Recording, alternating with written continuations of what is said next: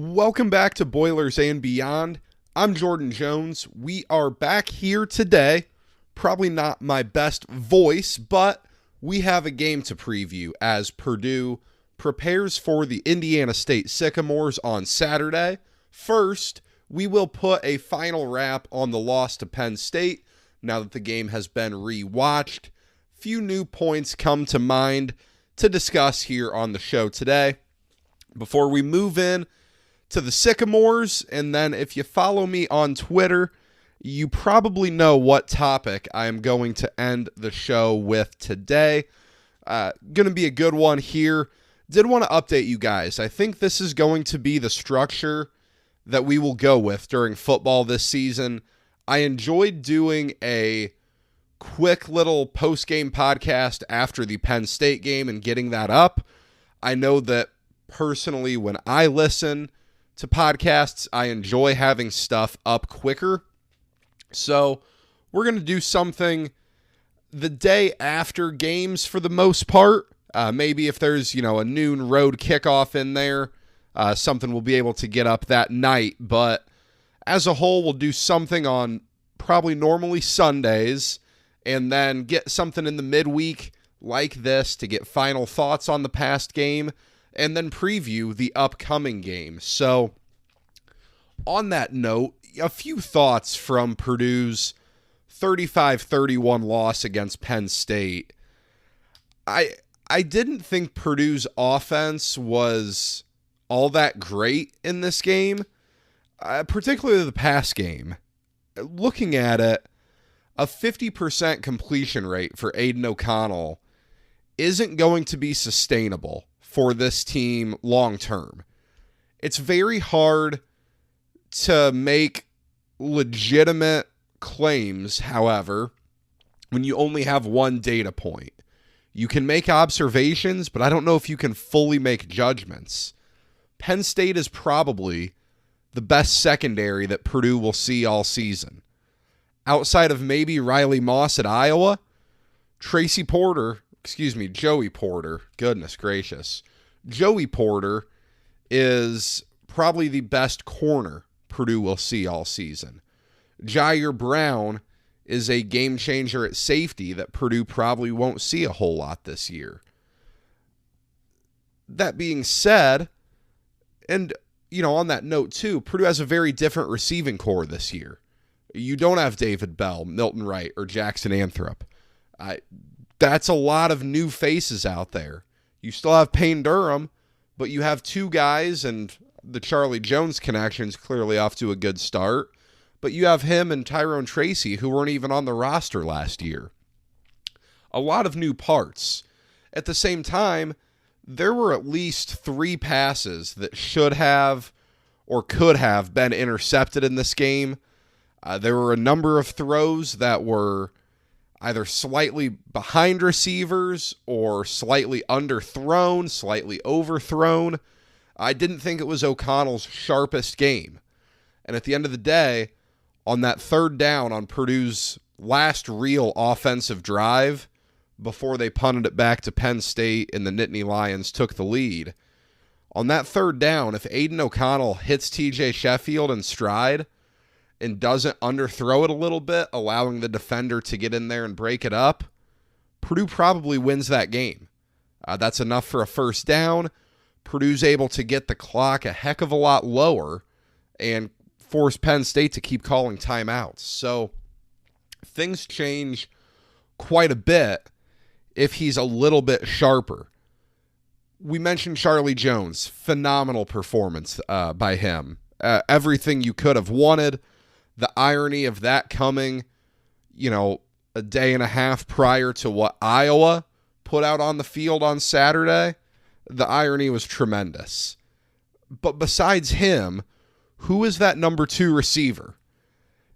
19 targets is insane. And that's no fault of Charlie Jones. He's open. It was clear that when a play was breaking down or when O'Connell wasn't sure who to throw the ball to, that it was going to number 15 every single time.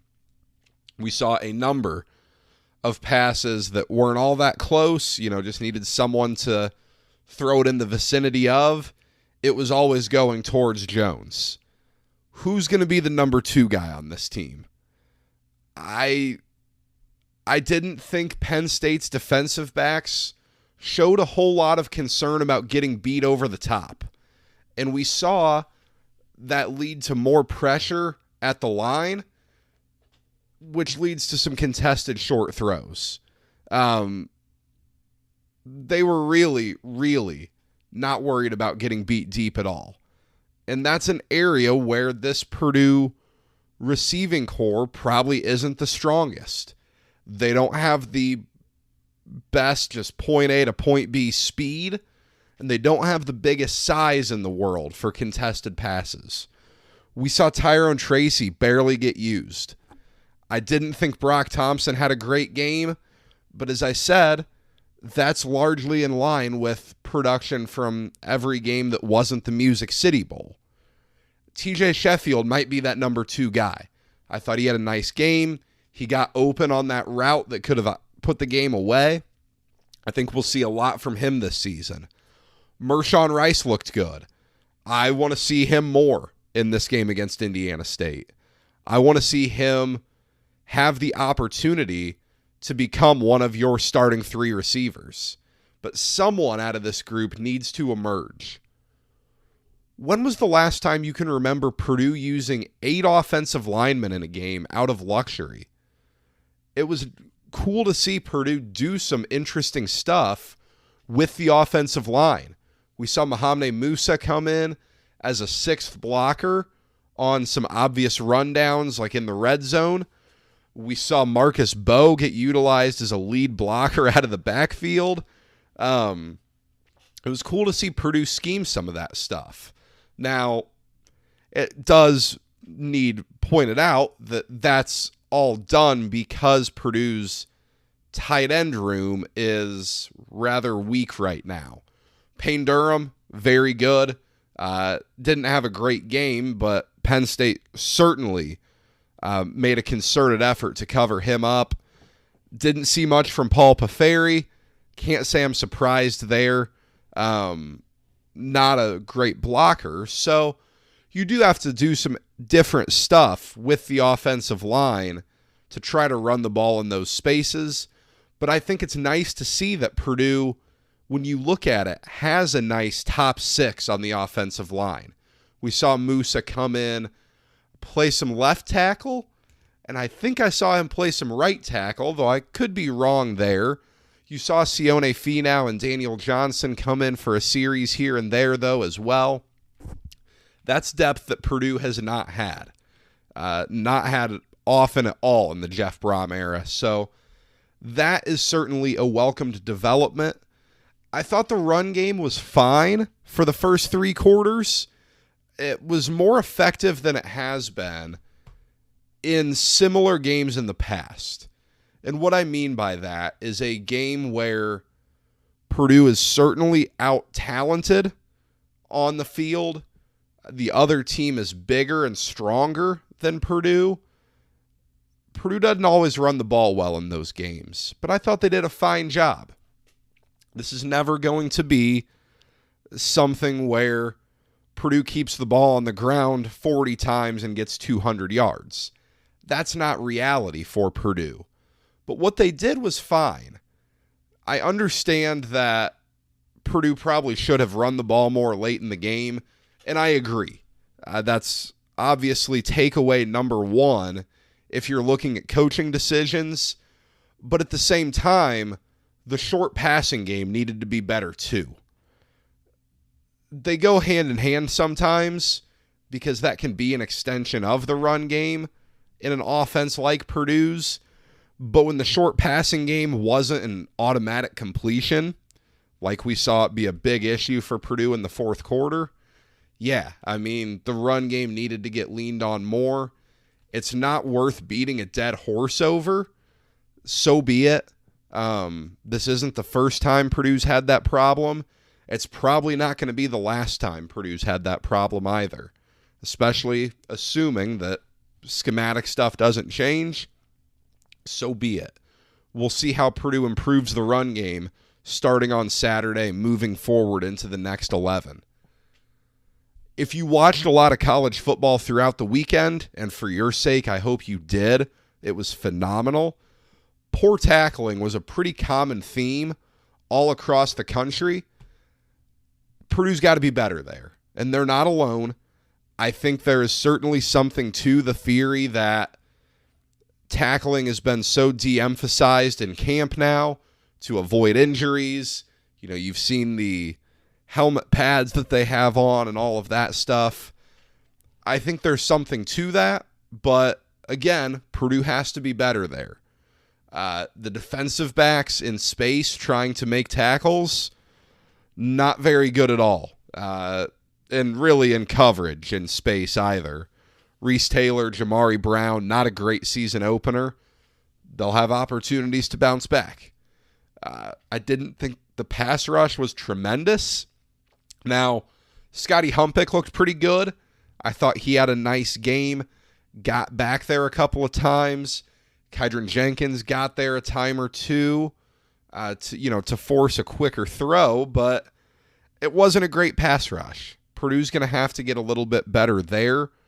But as a whole, I still maintain it's disappointing because Purdue missed an opportunity, but everything that Purdue wants is still ahead of them. The Big Ten West is still on the table if you think that Purdue's that type of a team. A 8-win season is still on the table. Purdue can absolutely still do damage. They'll need to improve, and that starts on Saturday. Purdue versus Indiana State, 4 o'clock Eastern kickoff on the Big Ten Network. For the first time in the Jeff Brom era, he will face an FCS opponent at Purdue. And in reality, it is kind of crazy. This is only the 5th time that Jeff Brom will face, the 6th time, I believe, that Jeff Brom will face a non-Power 5 opponent at Purdue. There haven't been a lot of them. Maybe it is the 5th. I'm trying to think. Wins against UConn and Ohio, losses against Eastern Michigan and Nevada. Yeah, so this is only the 5th time, assuming that you count Notre Dame as a Power 5. So he hasn't played many of these games. It has been very philosophically included in the schedule to make sure that Purdue doesn't have a whole lot of these games. You know my thoughts on that. We're not going to rehash it. Purdue is 5-0 against Indiana State all time, with 2 of those being a couple of Darrell Hazel's 9 memorable wins at Purdue. And all-time, Purdue is 12-0 versus FCS opponents. Got the knock on wood for you there. I didn't see it on any sports book. I heard, I think I saw a tweet, saw a message board post that Purdue is a 35-point favorite. I didn't see it on any books. I know those lines typically come out a little bit closer to kickoff on Saturday. So if you are so inclined to bet the game, that's what you're looking at. It's hard to give you some big preview of Indiana State. These are much more difficult games to preview than something like a Penn State or even a Power 5 non-conference opponent where there's a lot of information out there. But look, historically, Indiana State's a middle-of-the-road FCS team. They play in a pretty difficult conference in the Missouri Valley. It is a different look conference than what it is in basketball. This includes schools like North Dakota State, who traditionally is the biggest power in the FCS. They're middle of the pack. They're about 500 every year. They did get off to a 1-0 start, had a 17-14 win against North Alabama last week. That was a Thursday night opener. Certainly a program that has dealt with some tragedy this season with 2 players that passed away in a car accident east of Terre Haute last month. It's very nice to see that Purdue will have a moment of silence to honor those 2 individuals before the game. I can't say I know too much about their scheme, their personnel. Looking at it, they were a 50-50 run-pass split last week. Their quarterback wasn't particularly good. I think he was like 16 of 30 with a couple of picks. I get the sense they don't do too much that's exotic by any means. They're not going to come in with a whole lot of athleticism on either side of the ball. But what they will come in with, and it's always the case when you get a FCS versus Power 5 game, is a chip on their shoulder. They're going to know that they're 35-point underdogs. This is their chance to go do something. It's on real TV. It's going to be in front of 50,000 fans. This is going to be their opportunity, so no doubt Indiana State will be ready to play. Our weekly injury report here, it's never easy to get a great sense of things with Jeff Brom sometimes, but he did get asked about Abdur-Rahman Yassin in his press conference this week, and we learned that Yassin's going to be out for a while. Jeff Brom did not specify what the situation is there, but Abdur-Rahman Yassin is going to be out for a little while. A bummer. Again, I've mentioned that I think Purdue could really benefit from finding a true number 2 receiver. Yassin certainly has the raw potential to be that type of guy.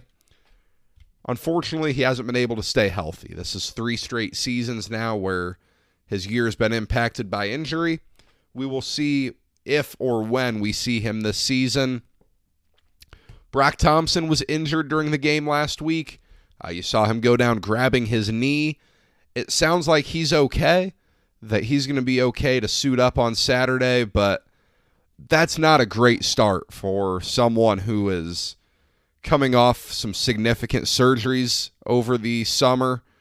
That's not a good start. So we will certainly monitor Brock Thompson. And then T. Denson, the corner transfer from Kansas State, he is still out. Jeff Brom said it would be a while, and no sign of his return yet. The 3 keys for Purdue against Indiana State, and I didn't want to go 3 keys to victory because it's more or less a game where if Purdue shows up ready to play, they should win. But number 1, ball security is really important. If you look back to last week, that TJ Sheffield fumble before halftime, that was the defining play. Purdue goes from where they should have kicked at least a field goal to giving up a touchdown. That's a 10-point swing right there. Purdue lost by 4. In theory, if that doesn't happen, Purdue wins the game. You look back at some of the throws Aiden O'Connell made, he's pretty lucky to have not thrown an interception. There were a couple ones that were dropped. There were a couple of throws that were incredibly dangerous. It could have very easily been a 3 or 4 turnover game for Purdue. And if that would have happened, you probably look at a much different game. So you'd like to see Purdue put up a 0 in the turnover column on offense. And then on the flip side of the field, only 1 turnover this past week. The pick 6 from Chris Jefferson. That was great. Took advantage of a poor throw by Sean Clifford. You'd love to get more of those. You'd love to see what your corners can do in contesting balls on the outside. You'd love to see, maybe your linebackers or your defensive ends and Leos can get in the backfield and force a fumble. You'd love to see that stuff to keep that big play defense going a little bit. Number 2, you got to clean it up.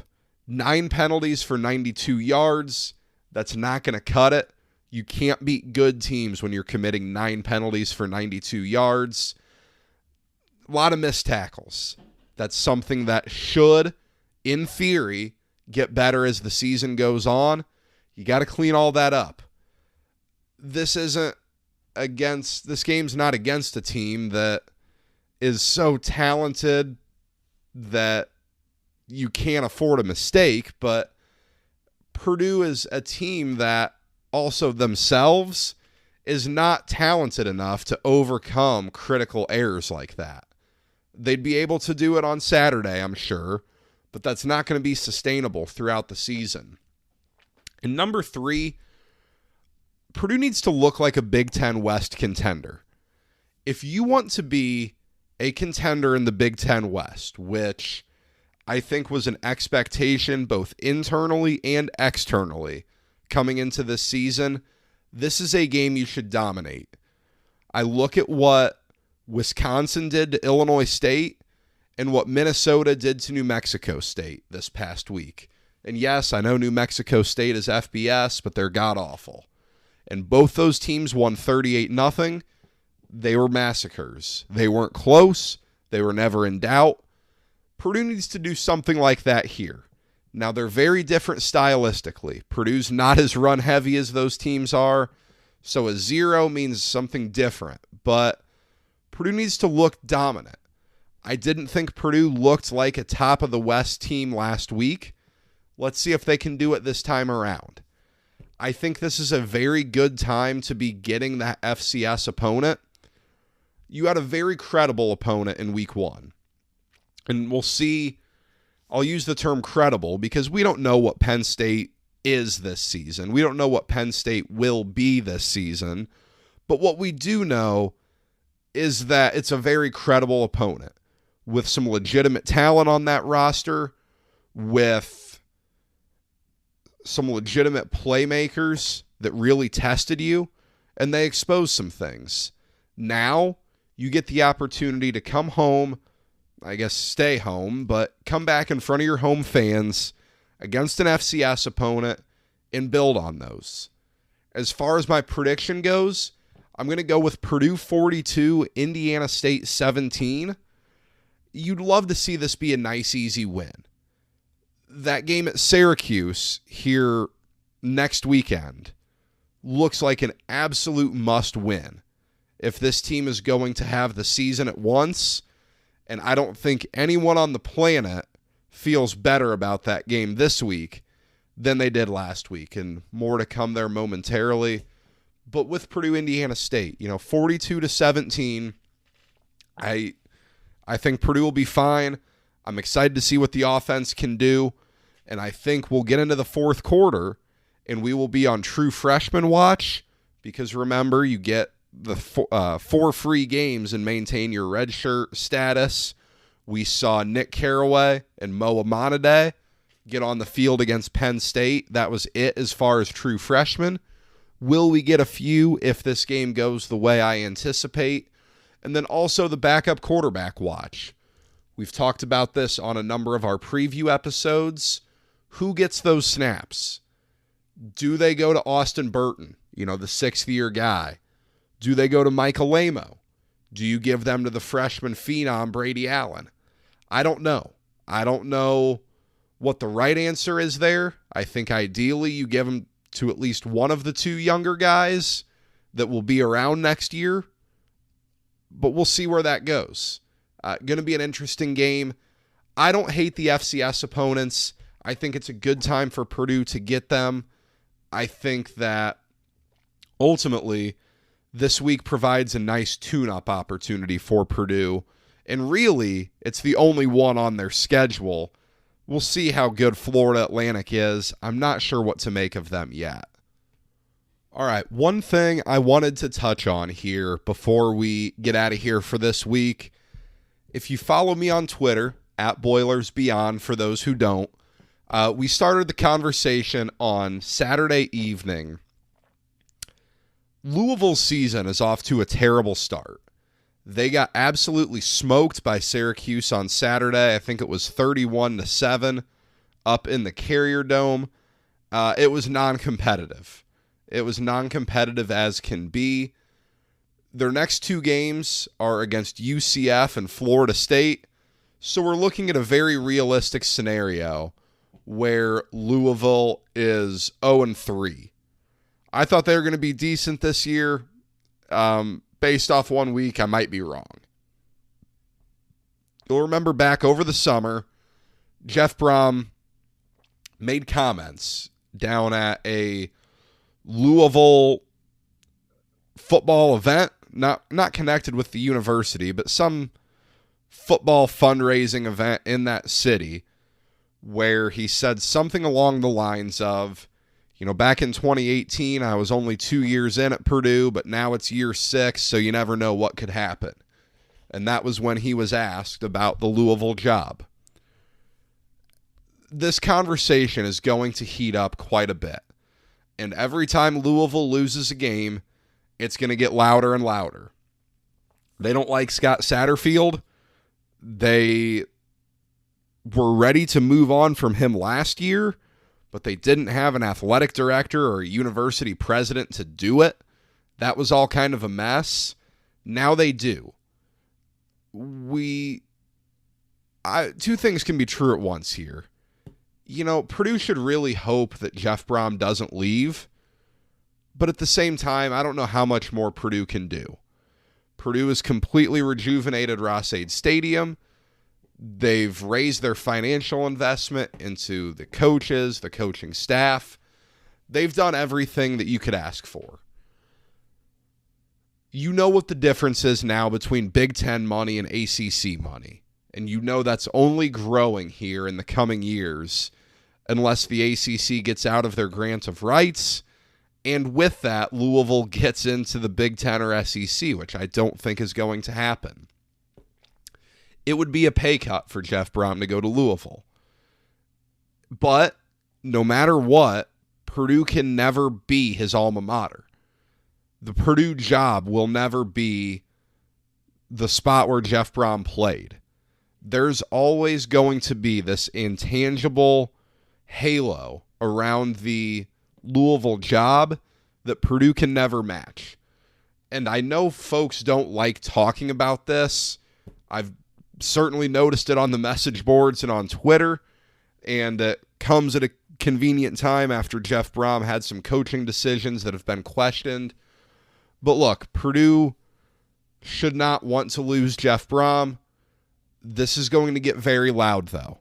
If it goes like the Vegas odds would tell you it's going to go, and Louisville is sitting here 2 weeks from now at 0-3, I don't care what Scott Satterfield has done on the recruiting trail. The idea of him coming back in 2023 is going to be incredibly bleak. We'll see what goes on there, how much interest there is from Jeff Brom's camp if that job opens. I have a feeling we're going to find out in late November or early December. I promise we will not have a Louisville update in every podcast, but I did want to talk about that here because we are certainly getting out in front of it before that conversation explodes. That's all I have for you today. However, thank you for spending your time with me. Safe travels to those of you coming into town for the game on Saturday. If you don't already, be sure to follow the show on Twitter at Boilers Beyond. Subscribe wherever you get your podcasts. We will plan on being back here early Sunday morning with a recap of whatever goes down on Saturday afternoon. But until then, take care.